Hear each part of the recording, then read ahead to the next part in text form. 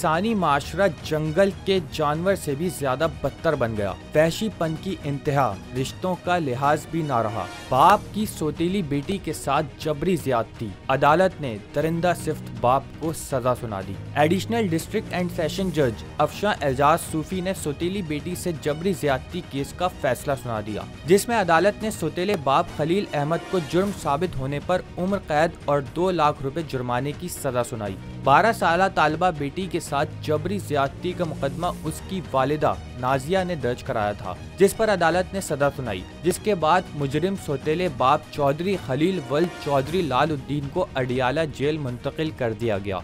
थाना रिवाद पुलिस ने 15 अप्रैल 2024 को सौतेली बेटी के साथ जबरी ज्यादती का मुकदमा दर्ज किया। बाद अज़ा मेडिकल बोर्ड फॉरेंसिक रिपोर्ट से ज्यादती की तस्दीक भी हुई थी।